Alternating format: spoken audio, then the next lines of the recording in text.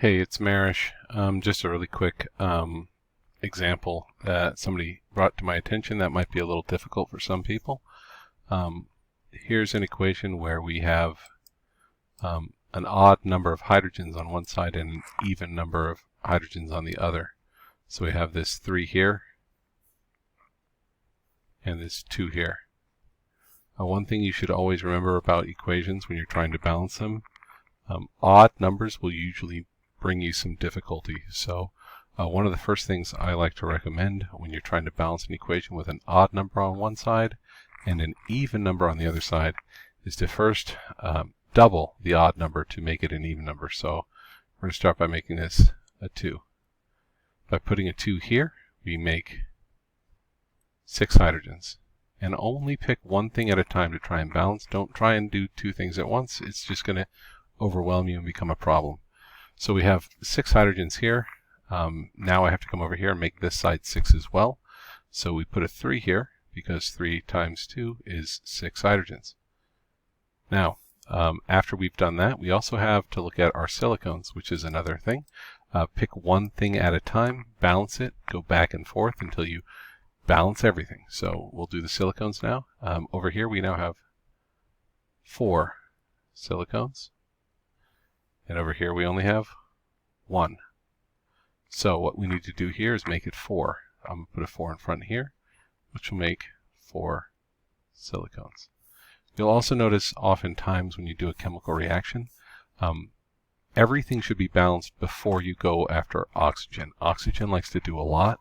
So one thing you'll notice is we have a lot of oxygens over here and only this oxygen here.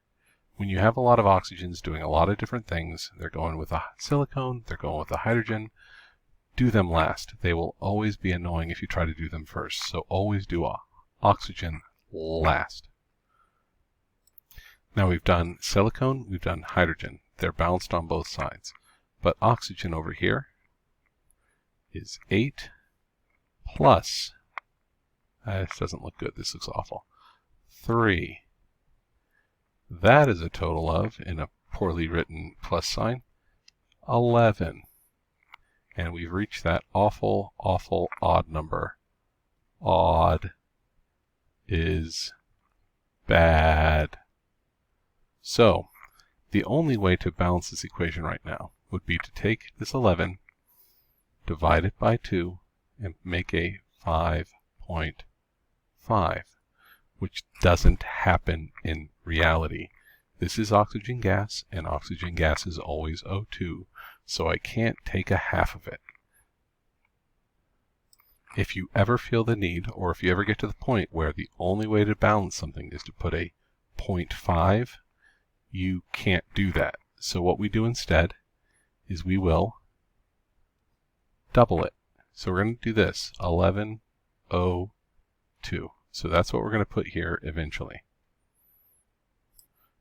Another thing that's important to realize is if you do something on one side, like we've doubled the amount of oxygens from 5.5 to 11, you have to treat everything fairly. So if you double something, you take a 0.5 and make it a whole number by multiplying it by 2. You have to do the same thing to everything else in the equation. So if I'm going to double the amount of oxygens, I also have to double the amount there. I have to double this amount here. And I have to double this amount here. Always do everything fairly. And our final equation will be 4Si2H3 plus 11O2 yielding 8SiO2 and 6H2O.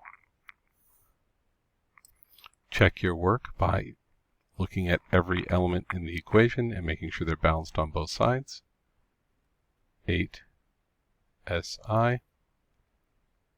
8Si, 12H, 12H, 22 oxygen, and okay, I did it again. Let me change the colors really quick. Give me a second. I don't know what I'm doing. This right here is 16, and this right here is 6, so 16 plus 6 is 22 oxygens. So we've balanced the equation, 8 silicones on both sides, 12 hydrogens on both sides, and 22 oxygens on both sides. I hope that helps. I'll tackle some combustion reactions tomorrow, those weird carbon, hydrogen, and oxygen ones.